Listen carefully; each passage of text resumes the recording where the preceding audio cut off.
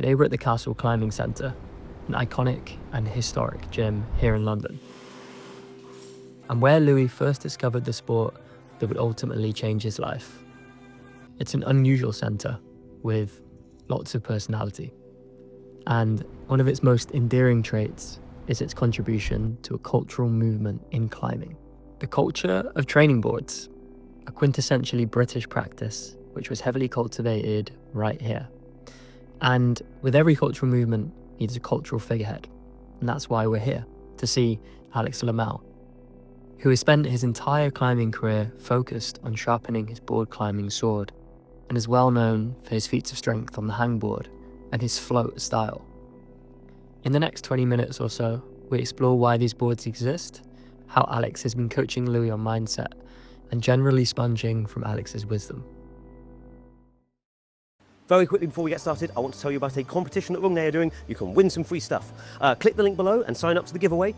5 of the first 500 people will win this very lovely t-shirt. It will have, of course, my chalk and my sweat on it, just for you, and 2 bags of Rungney Super Dry Chalk. So you can look very good.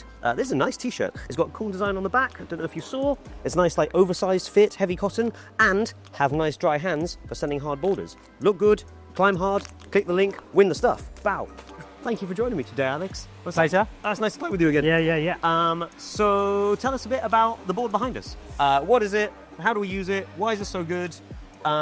You've got. Tell me your thoughts. And there's around 50 boulders on here. They use a very classic set of holds, and the boulders are all basically by manufacturer rather than colour. Like, you might walk in and it's not obvious straight away where the boulders are.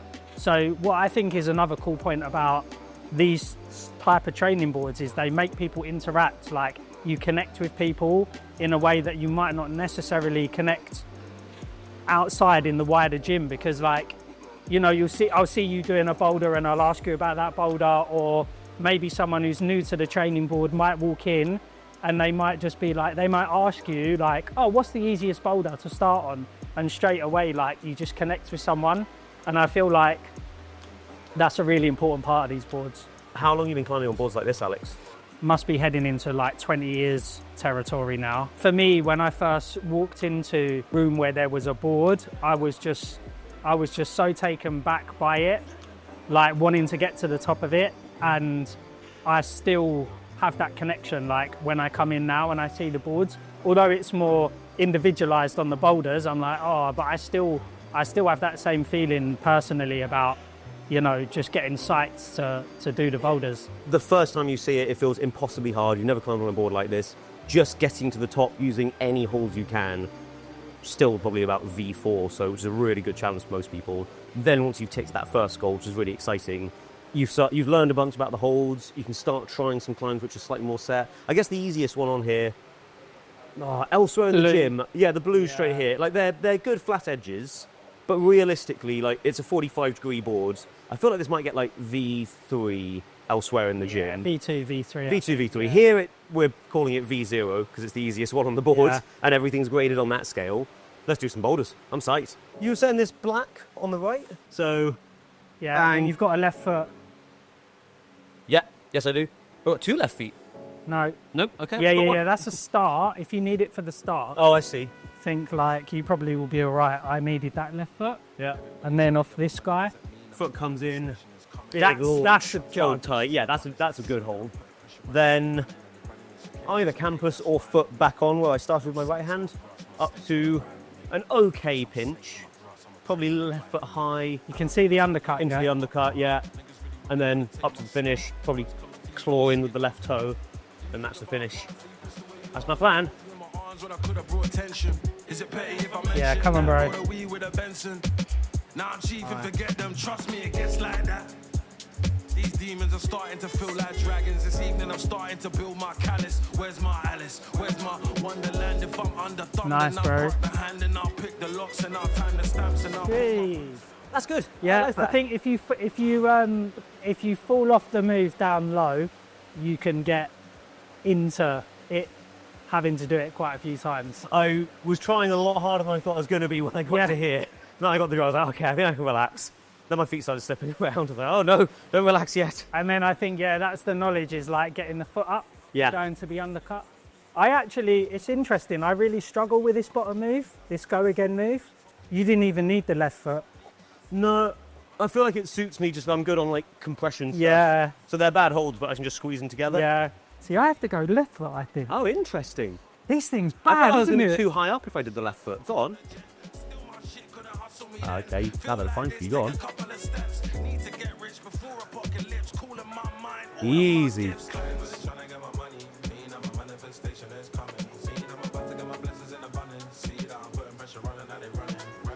Go on. I nearly fell off the undercut. Man, I tried so Right hard thing. to move.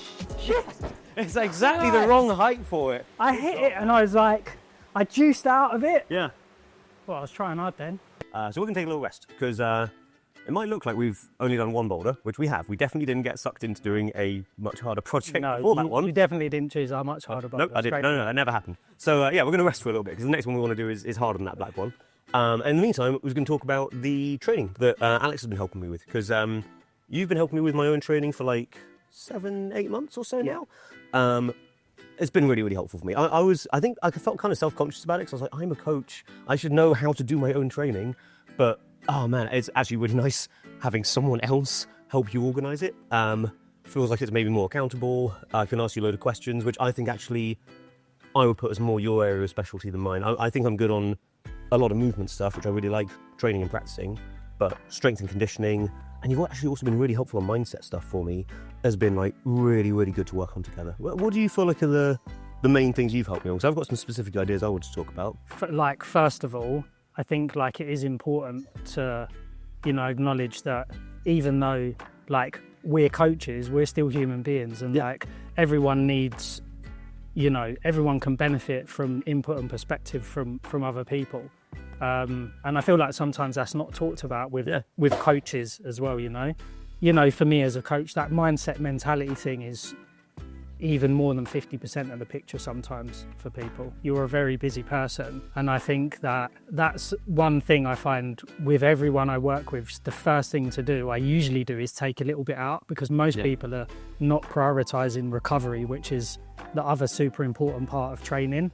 And like it can feel that you always need to do more when probably you need to do a little bit less. I wanted to get onto the mindset stuff because this is one of the things Alex has really helped me with. I'm feeling pretty ready for another climb. You want to try this blue one for a bit and then we'll pick it up? Yeah, I do think it's important before we start climbing though to say being in this space and talking about this for anyone requires like a level of vulnerability. In that first conversation we had, it was what I did appreciate was you being vulnerable about it, and you do need to be vulnerable with the mindset stuff, because you have to self-reflect. It's almost like you have to let it down, the guard down a little bit, to like understand what's happening and then reorganize it. Yeah, really well put. Yeah. Now it's time to smash some boulders in a vulnerable way. Yeah. Let's be. I think being vulnerable takes a lot of strength, to be honest. That's what I'm saying. Yeah. Like, that's what I'm saying. It's training and coaching, you talk a lot about physical strength and physical training, but like for me, reflection after my training sessions is like where the biggest learning space is about what happened in the session, because that's how you build the habits. I'm gonna hold this quite tightly. I'm gonna hold this thing also quite tightly. Ooh, that's bad. I'm gonna try my best to put my foot on this thing. It's not great. I'm going to go for this. It's not really in cut, it's just a pinch. Then I'm going to, this guy here, I'm going to flick my foot over to this thing and try and dig my toe into like that little scoop. Flag under, better pinch. Like that's decent. Then I think the hardest bit will be making sure that foot stays. I'm going to go up for that ball-shaped pinch. I think from there I'm going to flip into the undercut and get my foot here. And then, glorious looking move. Smash for a good crimp, foot back on, smash for a good pinch, celebrate, do some one-armers, fist bump Alex. It's going to be great. How did it? I've got something interesting to say here, is that just to acknowledge this is just interesting, is like the difference between mine and Louis' approach sometimes to like boulders. On that black, we were both like, let's give it a go from the start. Whereas with this boulder, Louis just run you through how he thinks he's going to do the boulder and he's going to pull on and try and do it. I'm going to take a different approach. Okay. I'm going to go, because I'm still warming up a little bit, and I know the bottom move is hard, I'm going to do it from a stand start first. And the reason for that is because A, I know I need to warm up a little bit more, but B, if I can do it from a stand start in a couple of goes, for me, that really will build my confidence to then just have to do the bottom bit, rather than for me trying that first move, which I know for me is going to probably be the crux, and feeling like, man, I'm just stuck on this bottom move. I'm going to try and do the top half of the boulder, then I just have to come down and do this bottom part, and then I can link it. It's just interesting. I think your plan sounds rubbish. I'm going to tire myself out on the first go, and then I'm going to fail to do the boulder. That's my plan. Well, yours is more risk and reward. Yeah, I know. Because if you do the boulder first go, you can just walk off into the sunset. Whereas, you're going to be here for half an hour. Yeah, exactly. Come on, bro. Super strong. Yeah. Come on, bro. Yeah. Come on, try hard. Yeah. Come on.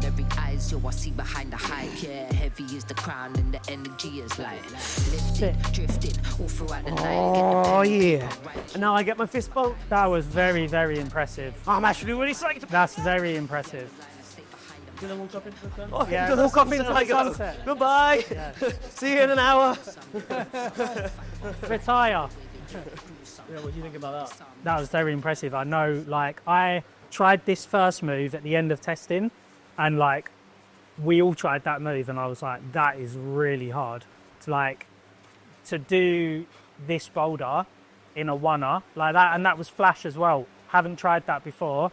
That's very, very impressive. But you know, this is the difference between that I see now with Louis, is like, there's this confidence, and for me, like, the confidence is so important when you are approaching the board, you know, and you can see it in him. So it's just nice to see that reflection in the performance as well. Man, you're a good role model. I talk about Alex's mindset all the time in my own coaching sessions.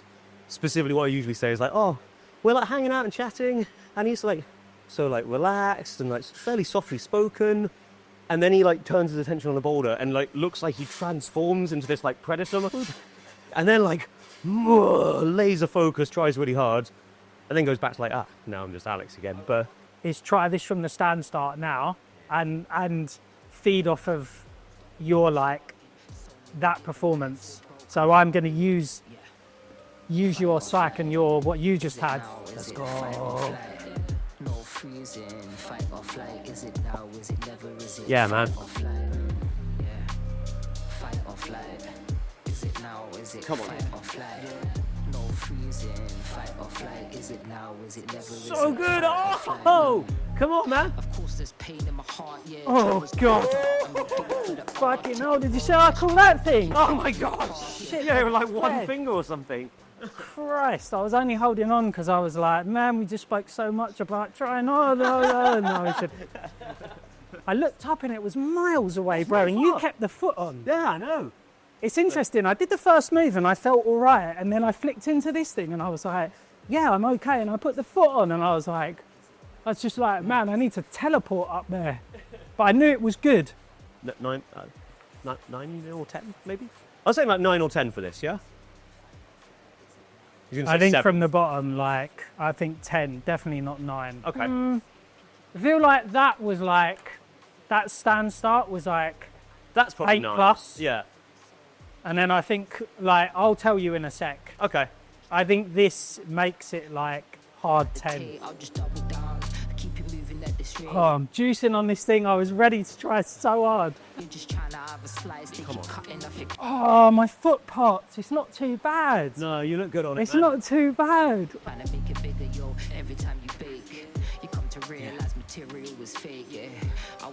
Let's go. Come on. Stay on it. Oh! Bro, when I came into this thing, I was like, yes, I'm in. And then I juiced on that thing, man. and I was like, oh. Came off, did a little front Yeah. lever, put it back on, did the next move. Oh, mega. God damn, man. Psyched. Yeah, that's cool. I look forward to doing that boulder next time. Yeah, man. So, okay, this is the boulder we definitely didn't try earlier. This pink on the left. But I'm getting kind of close. I'm psyched. I've had another coffee. I'm going to give it another couple of goes while Alex is resting, and then we'll do some fingerboarding. Come on. Oh, close. Okay, I'll try just that move on its own quickly. No, man. It's so hard to stay tight on that left. Gonna see some pretty cool stuff now. Alex like fingerboard. Alex strong-old fingerboard. I'm gonna try my best, but I think let's see if it's a strength. Let's go. I just hear you in the background. We are just having an organic one-arm session to see how much weight we can add, and I suppose we'll start on 8. Oh, yeah.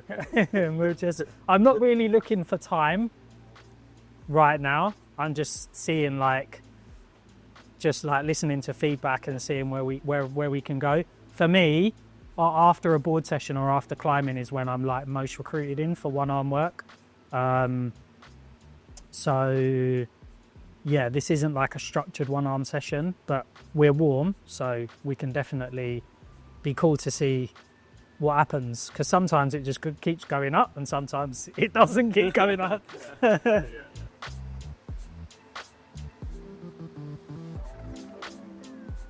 Oh, I got 5. Yeah, man. Oh, I got 5 on that arm as well, actually. Yeah, good. Okay, That's better than I certified. expected. That's a second and a bit. And a bit. For me, the max hangs like, I think that's good. Oh, no. I think I'm already at the max. Whoa! All right. Yeah, I'm fine. You could go try and do 3 seconds with 6. All right, yeah, great. Baby weights for baby Louis. No, it's not baby weights at all. Come on. Sorry, this is exactly what you're talking about. Yeah. People would love to be able to hang that. Yeah, that's what I'm saying. 6, 2.5. 2.5. How's bend the arm, though? Certified. 6. 2-ish. That was a long 3 seconds. How long was that? Yeah, that was 4. Okay. And only because I started twisting. Oh, That was 3. just got 3. Yeah, nearly 4. Okay. Let's go. Oh, I'm happy with that. This PB. I have PB. It's good PB for me. sick. I'm going to rest for a bit. You use this. I'll try. Jesus Christ. It's not for me. Maybe a couple Not yet. couple of seconds on that would be good. Yeah.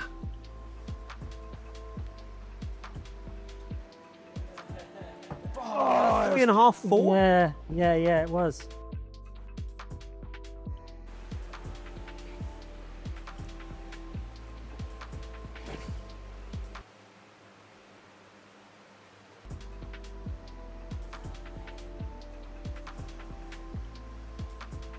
Oh. That was like 2 seconds. Yeah, like, he kind of does it relatively casually, but I mean, I would dream of hanging anywhere near 20 on this edge, and I think like 30 kilos on this is like world class. This is a lot worse though. Like, how many people in the world do you think can do? Well, it's not many. It's like less than That can hang a big weight, a decent. like 20-ish kilos on this edge. I reckon it's definitely less than 50. Is it less than 10? I think the thing to remember is body weight, Yeah. like ratio Yeah. as well. Yeah, I don't know. It's probably loads of like underground cheese that can do that as well. So, but it's still, It's quite hard. yeah, Yeah. bro. Nice.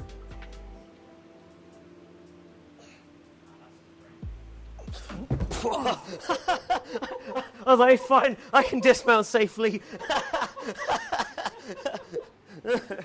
But did you see my spot? I mean, I don't know what that was going to do anyway. got him, Imagine never if I mind. would have just caught him like that and just gone tipsy down. That would have fucking done nothing anyway. I'm okay. Fucking hell. Worth it. Yeah, that was worth it. I would take that all day. All right, we've tried hard. We've seen some crazy displays of strength. I'm cooked. How you doing? Yeah, I'm pretty toasted as well. We've done quite a lot today. Yeah, we did a lot, man. Good work by us. It was mega.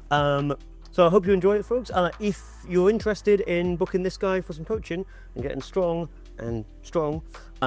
details in the description. Anything you want to say about your coaching? I think if anyone feels like, you know, coaching isn't suitable for them because of their level, like for me, it's just important to let people know, like, any level is like, you know, we can work together. So I think that can be a misconception sometimes, is like, well, for me anyway, I only work with advanced athletes, but I coach anyone that's psyched to work. So Join Float Club. Okay, as usual, like the video, comment, subscribe. If you hadn't subscribed, very important, you need to subscribe. And click the join button to become a Catalyst Online Squad member. You get training plans, you get bonus content, you get members on your Discord. It's good stuff. And very last one, if you want a good discount on the Wrong Day stuff, don't forget about that giveaway as well. You can win the t-shirt, win the chalk. But if you want a discount, use the code Catalyst10, get 10% off anything. Good deal. Good discount code. Yeah. Right, bye. See you later, folks.